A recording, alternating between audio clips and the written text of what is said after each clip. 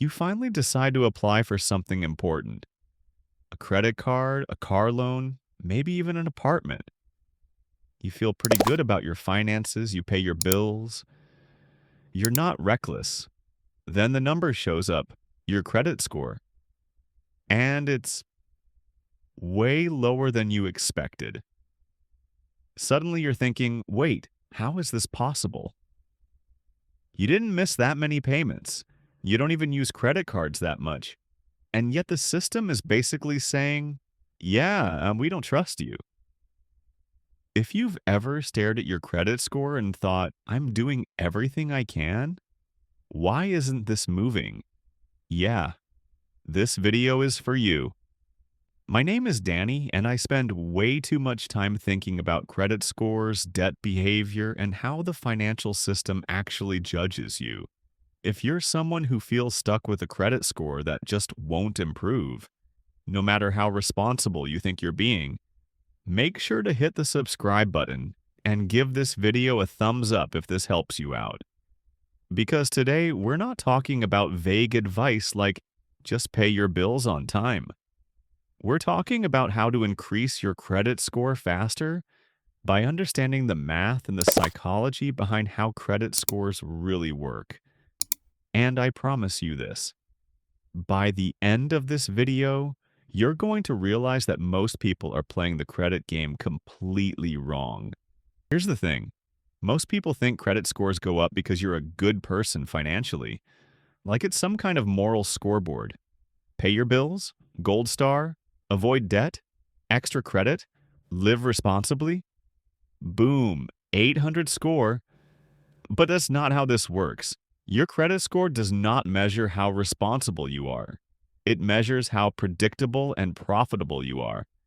And once you understand that, everything changes. What a credit score actually is. Look, your credit score is basically a risk algorithm. That's it.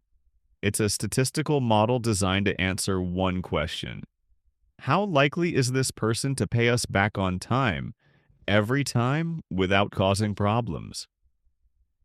That's why someone who carries debt but manages it perfectly often has a higher score than someone who avoids credit altogether.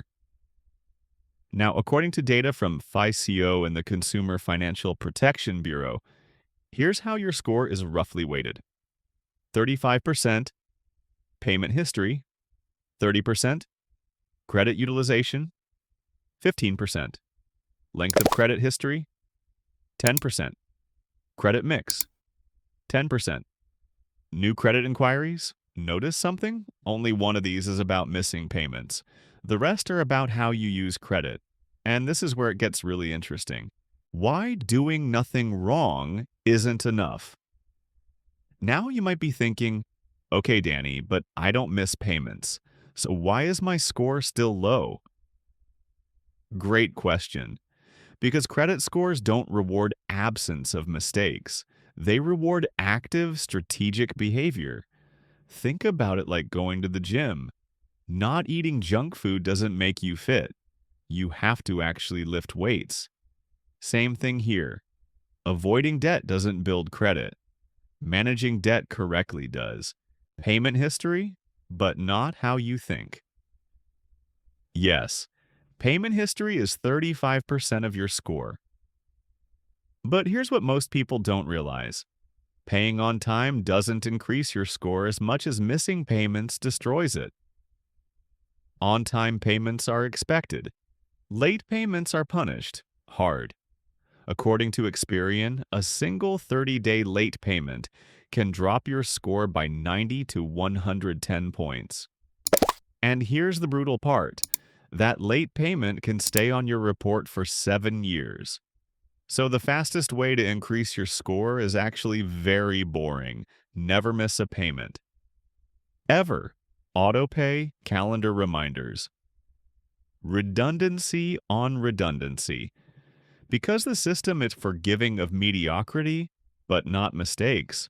Credit utilization. The fastest lever. You control. Now let's talk about the biggest opportunity most people are completely ignoring. Credit utilization. This is the percentage of your available credit that you're using. And this one factor alone can move your score 30 to 80 points in a single month. Here's the math.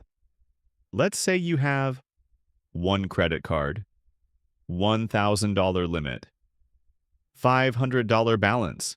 That's 50% utilization. Even if you pay on time every month, that tells the system, this person relies heavily on credit.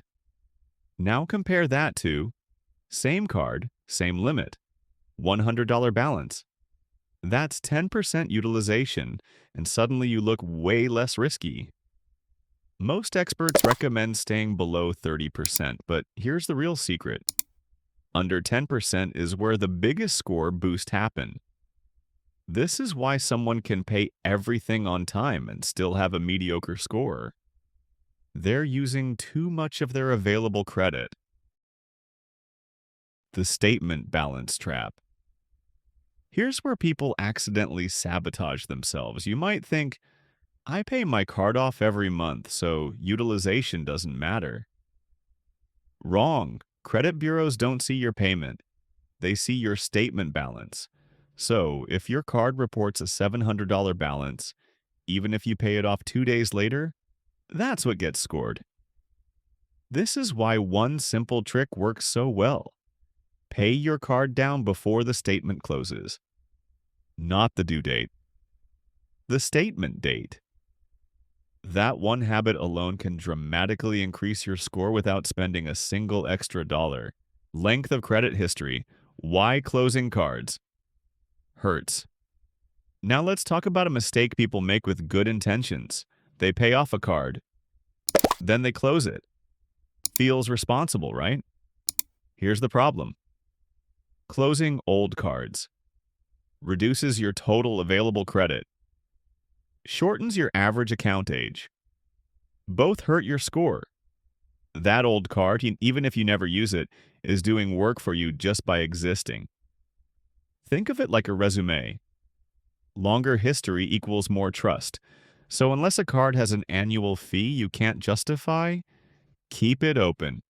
Put a small charge on it once every few months. Pay it off. Let time do the heavy lifting. Credit mix. Why one card isn't enough. Credit scores also care about variety.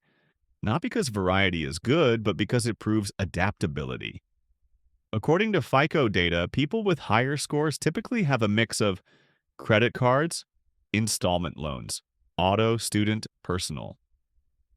You don't need everything, but if your profile is too simple, it limits your ceiling.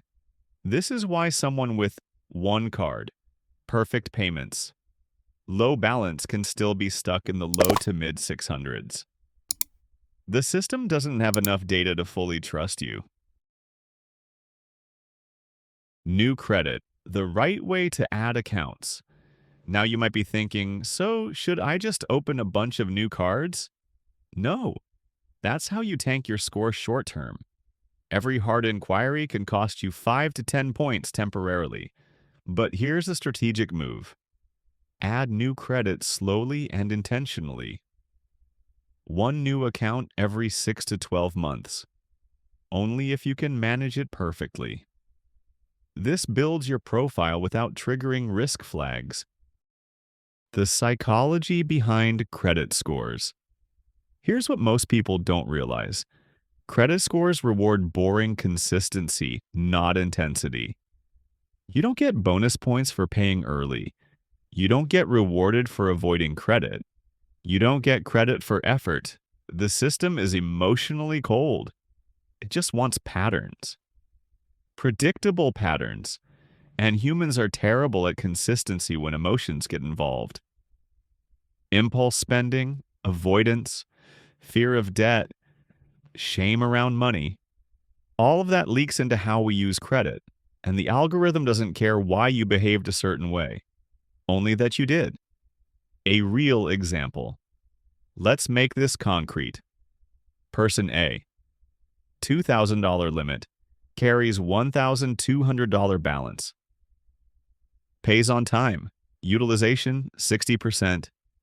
Person B, $5,000 limit, carries $300 balance.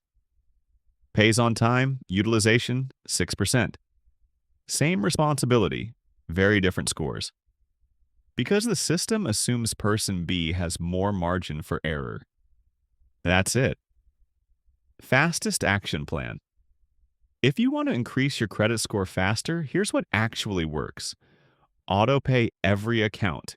Minimum payment, at least pay balances down before statement dates. Get utilization under 10%. Keep old accounts open. Add new credit slowly, not emotionally. Check your report for errors. This alone can add points. Addressing objections. Now you might be thinking, this sounds like gaming the system. Yeah, it is. Because the system is already gaming you.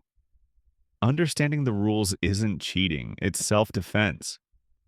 And remember, the goal isn't perfection, it's predictability. Because predictability is what the system rewards. And now, you know how to use that to your advantage.